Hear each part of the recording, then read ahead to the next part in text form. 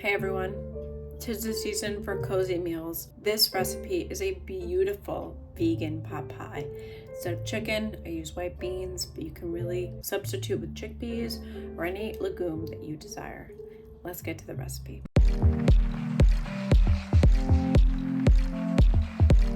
So to start this recipe, we're going to start with the crust. Take 3 cups of any flour. I chose to use 2 cups of whole wheat flour and 1 cup of all-purpose flour and add it to a large bowl.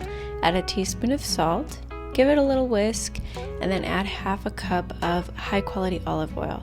This will make 2 portions, so a bottom crust and a top crust, just so you all know. And then give it a good mix with your hands until it resembles little peas. Add about a 1/4 cup of cold water and mix until everything is homogeneous, but try to not overmix or else the crust will be hard. I like to then place my crust into parchment paper and separate it into 2 sections or just 1 section, and then later divide it when I'm ready to use it. I like to let it chill in the fridge while I work on the filling.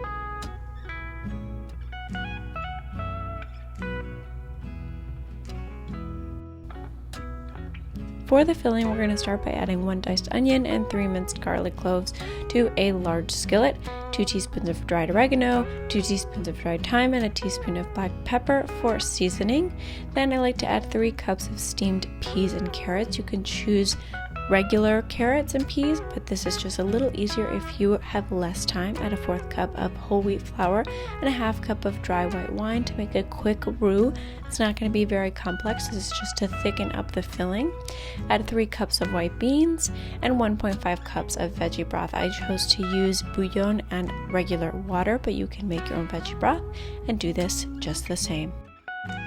Give everything a really nice mix until it starts to thicken up really nicely. And then I like to add a juice from 1 lemon for really nice balance and zing. For some fresh herbs, I like to add 3 tablespoons of fresh parsley. It adds beautiful complex flavor to this filling. And to assemble the pie, we're going to let that filling cool. In the meantime, we're going to work on the crust again.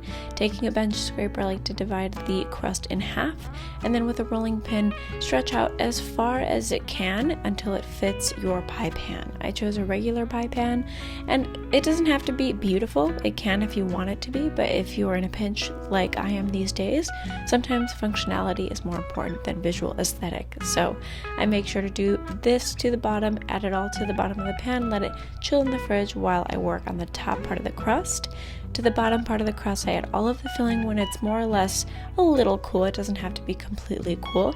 And then I add the top crust right on top after I've kneaded it out, and it's a beautiful, more or less equivalent thickness to the bottom crust. I like to trim the edges and leave a nice portion on the sides so I can combine both bottom and top crust, and then I like to pinch together, forming a beautiful sort of fall pie aesthetic. It's very, very simple. You just have to crimp with your index finger and your thumb, add a little bit of gaps. It'll have an area to steam and bake at 375 190 C for 35 to 40 minutes until nicely golden brown. Let it set for 15 minutes, then dig right in. If you guys like this video, be sure to subscribe to the channel for weekly videos every Friday and daily shorts. See you next time.